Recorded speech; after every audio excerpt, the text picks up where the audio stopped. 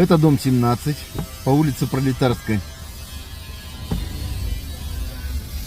Вот такие глобальные изменения идут в центре города. Честно говоря, и не только в центре города, и на окраинах тоже.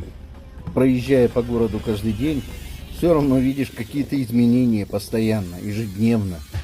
Улицу Ленина сейчас вообще не узнать. Там все старые дома, все посвалили, все посломали.